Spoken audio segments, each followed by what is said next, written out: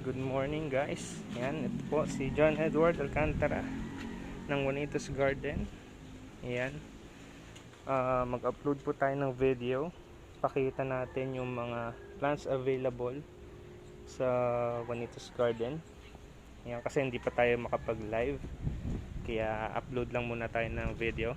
Short video, ewan ko kung short video to o ano man. Ayan, simulan na natin guys ang ating pag-tour sa garden. Okay.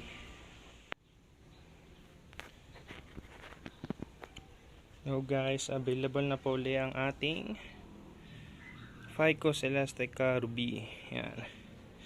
30 pots po ang ating available. Comment lang po kayo sa video or mag-direct message po sa ating page. Yan, para ma-avail nyo ang ating Ficus elastica ruby for only 350 pesos lang po. Yan. Ito naman po ang ating bacularis. 4 cm po ang laki ng kanyang pot. Yan. 50 pots po ang ating available. This is only for 50 pesos each lang po. Tapos ito naman din, the same price, same size, for only 50 pesos lang din po. Yan. Message lang po sa page or comment po kayo para maka-avail.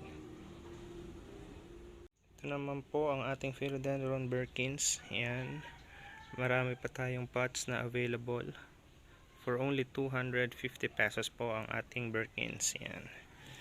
Comment lang po uli or direct message sa page para maka-avail po ng ating Birkins. Ito naman po ang ating Philodendron Brazil. Yan. Dati po ay 250 pesos ang bentahan natin. Then ngayon, babagsak presyo na po natin sila ngayon for only 150 pesos. Yan. Then ito naman po, Philodendron Heartleaf Lemon Lime. Yan, for only 150 pesos din po. Ito naman po ang ating Philodendron Green Emerald. Yan. Yan po ang ating mga propagations. This is only 50 pesos po. Then sa baba naman niya, ang ating Squamiferum, Philodendron Squamiferum. Ayan. For only 250 pesos naman po ito. Ayan po, may ilang pots po tayo na available. Ayan sila. Then, punta tayo sa iba nating philos. Ito naman po ang ating Philodendron Temptation. Yan. For only 50 pesos din ang ating Philo Temptation. Then ito naman ang ating Golden Orlando. Ayan. Meron din tayo ditong mas makakapal. Ayan. For only 50 pesos din po ito. Then ito naman ang ating si Green Orlando. Ayan. Ito naman po is for 100 pesos. Ano pa ba ang atin? Ito, ating si Dark Lord. Yan, for 150 pesos po ang ating Dark Lord. Hindi ko alam kung meron pa tayong magandang stocks nito. Yan, pero meron, for sure meron. Ano pa ba? Yan, ang ating Monstera Adansonii. For only 150 pesos na lang po ang ating Adansonii. May magagandang stocks po tayo sa greenhouse. Yan. Itong mga to ay matagal na kasing naka-display sa Rain or Shine, kaya medyo nagka-issue ang ating mga dahon. Yan, ito naman po ang ating Calathea rufibarba na velvet. Dalawang klase ang ating rufibarba. Itong isa ay yung violet ang ilalim ng dahon. This is only for 100 pesos po. Then meron pa tayong Magic Star. Ayan. For 200 pesos naman po ang ating Magic Star. Then next, ang ating Gray Star. For 100 pesos only. Ayan po. May mga stocks din po tayo dito sa greenhouse na magaganda. Ayan. Then ito po yung isang sinasabing na isang klase ng rufibarba. Ito po. Ayan, pure green naman siya. for only 100 pesos din. Then next, ang ating Calathea argentea. Ayan, for only 150 pesos. Ayan po ang ating argentea. Then next, ang ating rabbit truck. Kaya lang puro may sunog ang dahon. Kasi hindi natin sila masyadong nadilig. Ayan, kaya isang naging cause ng pagkasira ng kanilang dahon. Pero meron din tayong stocks nito sa greenhouse. Ayan. For 150 pesos naman ang ating rabbit truck. Then next, ang ating Calathea burl marks. For 100 pesos din to. Ayan. Ang ating mga Calathea burl marks. Then next, hindi ko maalala ang ID nito. Pero this is for only 100 pesos to. Hindi ko lang maalala ang ID niya. Okay, then Alberti. Ang Alberti natin is for only 100 pesos na lang. Ayan ang nakalagay sa kanya, 150. 100 pesos na lang ang ating Alberti. Ayan. Then next, ang ating Calathea na rattlesnake. Ayan, ang gaganda po niyan. Mapakabilis kumapal ang ating rattlesnake. Ayan. Ito po ay for 150 pesos lang. Mahal po yan sa iba. Sa atin ay for 150 pesos dahil own propagations na po ang ating mga Calathea. Then next, ang ating crimson. Ayan. Medyo may mga issue din ang kanyang dahon. Pero mga palabas na naman yung mga new growth niya. Ayan. Ayan, kung mapapansin nyo. Naglalabasan na naman yung mga new leaves niya. Ayan. This is for 250 pesos po. Ayan ang ating Calathea na crimson. Then si Dottie for 250 pesos din. Marami tayong stocks nito sa greenhouse. Ayan, yung ibang leaf lang niya ay may mga issue, pero pwede na natin tanggalin yan kasi may mga new growth na din siya. Ayan. Tapos ito for 250 pesos din. Ayan, makapal na yan. Magaganda ng dahon. Ang ating Calathea na medallion version 1. Ayan. For 250 pesos din. At last, ang ating Calathea na green lipstick. Ayan, napakaganda ng kanyang new leaf. For 250 pesos din po ito. Ayan. Para po pala sa mga gusto na mag-walk-in, ayan, pwede naman po kayong pumunta dito sa garden para kayo po mismo makapili ng inyong plant. Located po kami sa Barangay San Diego, San Pablo City, Laguna. Then pwede nyo pong i-waste ang Juanitos Garden. I-click nyo lang po yung unnamed road. Yun po ang piliin nyo kasi dalawa po ang naparegister ko sa Waze. Then hindi ko po alam kung paano i-delete yung isa kasi napamali po ng pin ng mark yung isa, kaya ang pipiliin nyo po dun ay yung Juanitos Garden na unnamed road. Ayan po. Meron din tayong mga aglaw. Ayan, ang ating happiness. Ayan siya for only 350 pesos. Nag-iisa na lang ang ating dalawa pa. Ito ang ating sweet orange. Ayan, for 350. Ang ating red anemone, nag-iisa na lang din for 450 pesos.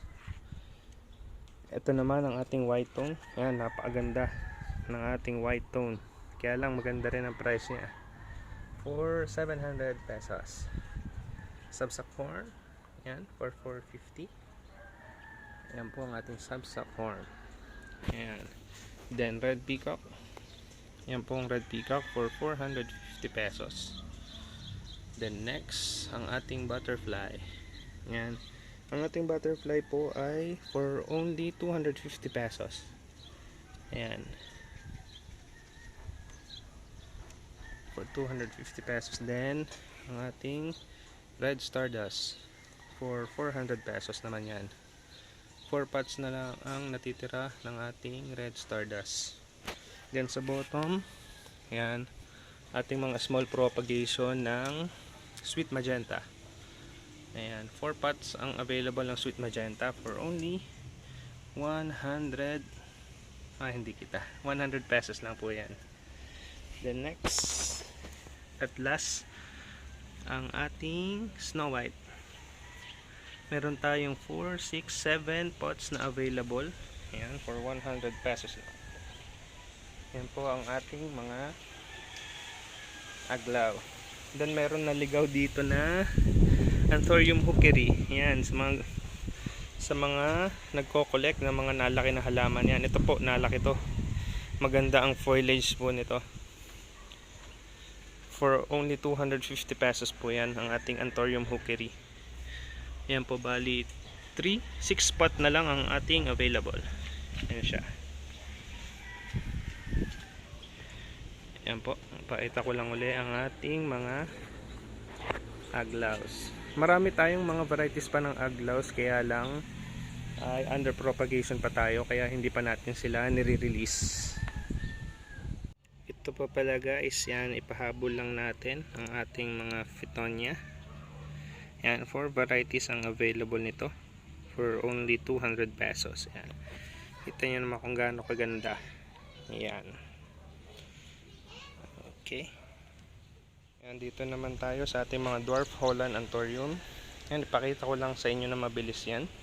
Pwede ko naman sa inyong isend yung mga pictures nila para mas mabilis nyong makita yung mga kulay ng kanilang mga flowers.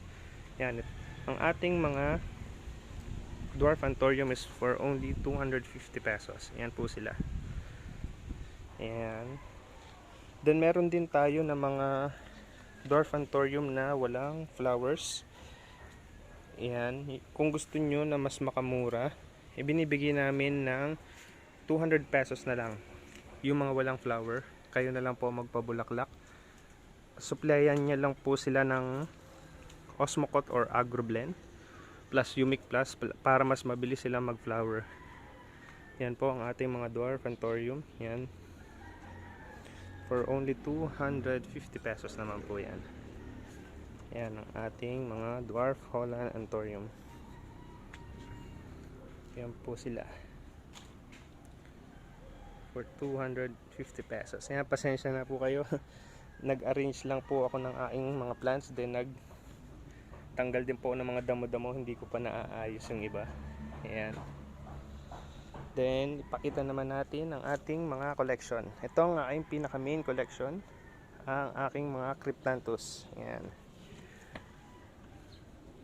iba-iba rin po ang mga pricing nila. Ayan, ito first time ako magre-release. Ayan po ang aking Cryptanthus na Strawberries Flamby. Ayan, any size, kahit anong size. Yan, bentahan natin is for only 300 pesos para sa ating Strawberry Flamby. Then ito naman ang ating Carnival. Ayan, bagong tanim ko lang sila. Then mas naganda pa ang kulay ng dahon nila pag mas na-expose natin siya sa sunlight. For 300 pesos also ito. Then next, ito ang ating Rainbow Star. Yan, naglalaro-laro ang kulay niya. Minsan nagpi-pink, then minsan may pure green lamang. Depende sa exposure ng sunlight. Yan. Yung iba mga medyo naka-slant pa, may nakatumba pa kasi mga bagong tanim lang din natin yan. Then next, ito ang ating Cryptanthus Bag of Tricks. Yan, for only 300 pesos din ang ating, yeah, tama ba? Yeah, 300 pesos ating Bag of Tricks. Napakaganda rin nito pagka nag-mature. Yan, karamihan ng mga na-display natin is mga pups pa lang. Yan, kaya hindi masyadong pansin yung ganda ng Cryptanthus, pero promise talaga napakaganda nila, lalo na pag nabigay nyo yung tamang nutrients at sun exposure. Then next, ayan, ito naman ang ating Cryptanthus sinosus. Yan, napakabilis dumami niya, no? Ang dami na agad. Yan, this is dati kong bentahan is 200 pesos. Kaya lang medyo mabilis talaga siyang dumami, kaya nagbe-base din ako sa pricing ko, depende sa gaano kabilis dumami yung isang plant. Kaya I think kaya ko siyang ibaba hanggang 75 pesos. Yan. Ipaparesan natin siya ng pricing sa ating mga ibang common na crips na 75 pesos din. Then sa likod naman, yan, napakadami rin nito. Ayan, napakarami kasi ng sinimulang ko mother plant nito, kaya dumami agad ang ating gold dust. Yan, for only 250 pesos din ang ating gold dust. Ito naman ang ating hayens. Yan, napakaganda rin ang ating hayens, for 300 pesos din to. Ayan, napakatingkad niya. Then next, ito ang ating green and red. Sa green and red, hindi pa masyadong mapansin yung pagka-red niya. Kasi mga bagong tanim ko lang din to. Yan, kung mapapansin nyo, yung iba halos green lang. Then ito, yan, kaya siya tinawag na green and red. Yan, nagre-red yung iba niyang part ng leaves. Yan, kaya green and red. Meron, minsan, may nagpo-pure red naman. Kaya napakaganda rin ang variety nito. Ayan, tingnan nyo itong isa. Halos red na. Nawawala na yung green. Yan. Yan ang ating green and red. For 300 pesos din to. Then dito tayo sa mga mumurahin nating grapes. Ito ang ating chocolate soldier. For only 75 pesos po yan. Ayan. Ito naman ang ating pink starlight. For 75 pesos also. Ayan, kung mapapansin nyo, itong mga matitingkad na, mas nauna ko na yung itanim and ilagay dito sa part na to. Yan, itong part na to kasi ay halos full sun siya na may shade net.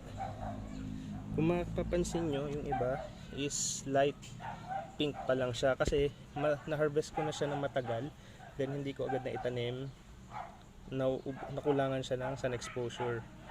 Then pansinin nyo yung iba na matagal na nandito, ayan, mas matitingkad ang kulay niya. Ayan, kasi nabigyan natin yung proper sunlight sa kanya. Then next, ito ang ating acalis. Halos kamukhain siya ng Cenosus, pero magkaiba pa po yan. Ito mas dark green. Ayan, for 75 pesos also. Then ito naman ang ating ruby, Cryptanthus ruby. Ayan, for 75 pesos din. And then dito tayo, ayan, bago ko lang i-release to, not sure sa ID nito. Titingnan ko kung magkano price nito, hindi ko pa nalalagyan. Pero ito, next tayo, ang ating Marian Oppenheimer, for 75 pesos also ito. Ayan. Then next, si Ramses Dagger. Ngayon lang din ako, first time ko lang di magre-release ng Ramses Dagger. At hindi ko pa maano yung pricing ko ng Ramses Dagger. Ayan, update na lang ako. Ito naman ang ating Earth Angel. Ayan, napakaganda rin yung Earth Angel. Medyo naglalaro-laro din ang kulay niya, depende sa sun exposure. For 250 pesos naman ang ating Earth Angel. Then ito naman ang ating Foster Zone. Ayan, first time ding magre-release ng Foster Zone. For only 300 pesos naman yan. Okay, then itong naakalat na to, hindi ko pa naaayos. Ayan, medyo nawalan ako ng space eh. Hindi ko alam kung saan ngayon ilalagay. Ito ang ating bonfire. Ayan, ang ganda rin ng kulay niya. For 250 pesos din siya, pero tingnan natin kung mas maibababa pa natin yung price. Kasi medyo nadami na rin tong ganito natin eh. So pwede rin tayong magbaba ng price sa bonfire. Tapos pakita ko sa inyo yung isang nagiging problema ko. Ayan, ganyan na isang nagiging problem. Ito ay cause ng insect. May nangangain dyan. Kaya lang sobrang lilinggit. Ayan, wala na pala. Hindi pa. Ayan, kung mapapansin nyo, yun. Mapapansin nyo, yun yung may mga small insects dyan. Yun ang napatay sa ating mga creeps. Kaya pagka nakakita kayo ng ganyan na nanunuyo, ayan, kailangan nyo na mag-spray ng mga insecticides. Okay, proceed tayo sa next.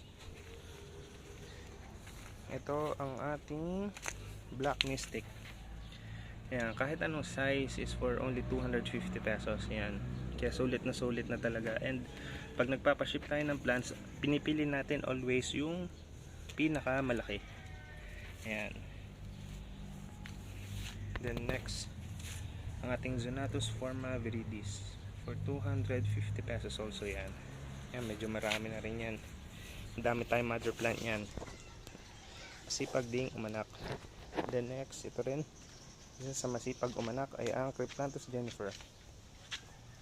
For only 250 pesos din po ang ating Jennifer. Then next, ang ating Fosterianus. Yan, napakaganda niyan.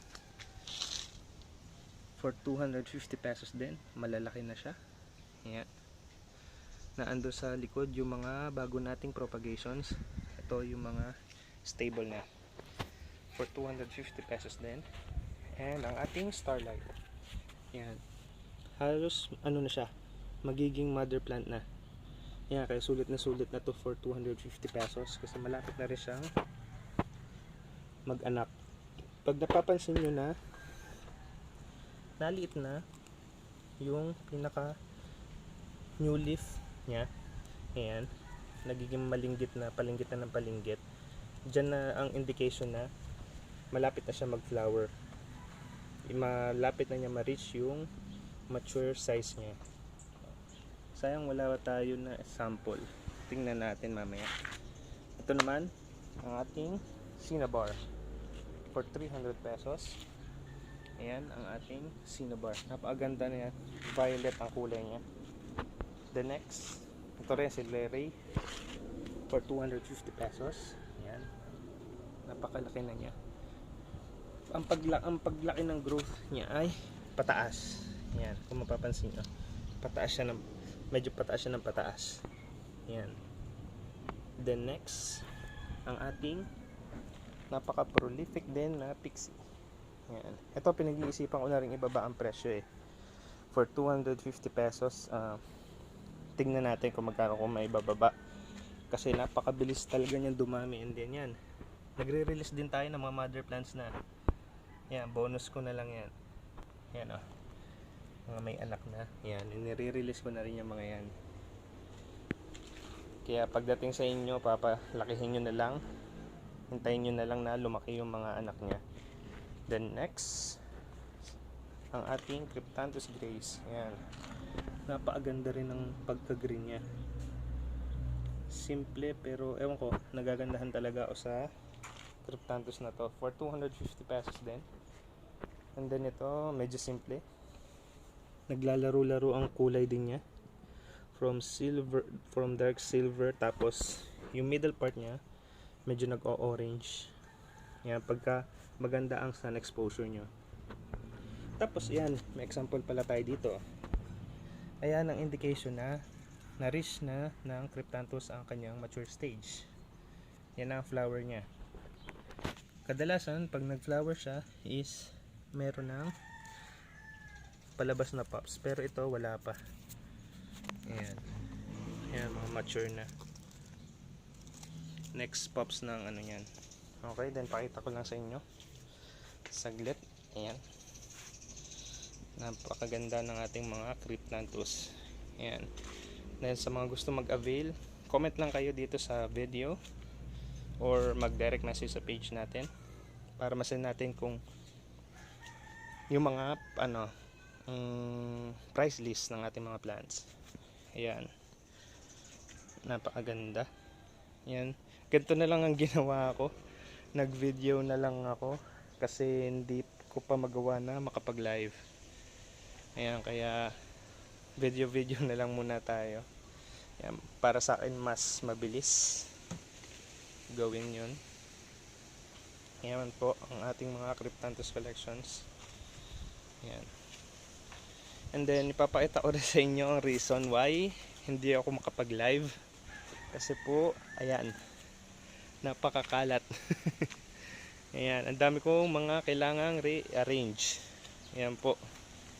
Yung mga yan, yung mga bromeliads natin na yan na nakakalat, ay dito siya dati nakalagay. Kaya lang nag-harvest tayo ng Cryptanthus, and then napakadami talaga, kaya itinabi muna natin sila. Hahanap natin sila ng kanilang mga bagong lalagyan. Siguro itong mga to, aayusin natin. Ayan, aayusin natin yan. Yan ang aking mga ibang mother plants ng bromeliads. Yan, aayusin natin muna lahat yan. Then pagka may time na tayo para mag-live, yan, magbabalik ang Juanitos Garden sa ating mga lives. Yan. Ito naman ang aking mga mother plant pala ng variegated na turtle vine. Kaya lang hindi ko maintindihan bakit kukunti na lang ang kanyang variegations. Halos lahat ay wala na. Ayan, itong mga to. Siguro kunin ko na lang yung mga may variegation para i-propagate. Kasi yan totally talaga wala na silang variegations. Itong isa marami. Ayan, medyo maganda pa. Pero kahit naman simple lang sila, kahit walang variegations, napakaganda nila. Ayan. Soon mag-release din tayo niyan. Okay, then ito, ayan. Ang dami na mga kailangan tanggaling damo. Ayan. Napakadami. Ayan, ating mga mother plant na strawberries flamby. Ayan, napakaganda ng mother plant. Oh. Ayan yun. Ito ang ating earth angel. Ayan. Yun yung ibang mga mother plants na natin. Yun yung iba. Ayan, kita nyo kung gaano kadumi, kaya kailangan muna nating mag-ayos. Itong part na to medyo napabayaan na din. Ating mga bromeliads kailangan nating ayusin din. Then dito tayo sa ibang part. Yan ang ibang nating mga varieties ng Cryptanthus, pero wala pa tayong pang release nito. Ayan. Yan, medyo makalat oh. Kaya marami pa tayong aayusin. Okay, yan, pakita ko lang sa inyo saglit yung ibang mga varieties ko ng Cryptanthus. Total of 127 varieties ang meron ako ngayon. Then sa tingin ko yung mga top collectors, more than 200 varieties na meron sila. And we're trying to hanapin, makabili ng mga ibang varieties. Ayan. Excuse me. Ayan. Medyo matagal na nagsasalita, kaya yan, medyo nagdadry ng aking throat. Ayan po ang ating ibang mga varieties. Ayan, ito, nakaligtaan ko. Pwede ko na rin tong harvestin. Ayan, ang ating Ramses dagger. May dalawa na. Ayan. Harvestin na rin natin yan. Ayan, napakadumi pa. Sorry, napakadumi ng ating garden. Ayan, itur ko na lang kayo ng saglit. Ayan. Maganda rin pala na nakita nyo na madumi. Ayan, then sa susunod, mag-video ulit tayo kung naayos ko na. Ayan, napakadumi pa sa ngayon. Pero tingnan natin, yan. Tingnan natin kung gaano katagal ko bago maayos sila. Ayan ang ating mga Cryptanthus. Ayan, ito isa sa pinakagusto ko. Ayan, dark ang color niya, ang ating San Juan. Ayan, nalaki yan. Ayan pa. Portion magkakasama ang mga magkaka-varieties. And then yan, yung mga pinutol ko. Ito naman yung ating mga ibang calatheas, mga nakadirekta sa lupa para mas mabilis dumami. Ayan, soon mag-harvest tayo para meron din tayong for sale. Then marami pa tayo dun na pwedeng i-develop, but right now kailangan muna nating i-focus ang paglilinis ng garden. Kasi yan, hindi na siya mukhang garden, mukha na siyang gubat. Okay, siguro dito na muna natin tapusin. Guys, kung may nagustuhan kayo sa video na mga pinakita kong plants, message lang kayo or comment sa page natin para masend natin yung price list natin ng plants. Okay guys, thank you and salamat sa panonood ng ating video. Keep safe and God bless. Okay, bye bye.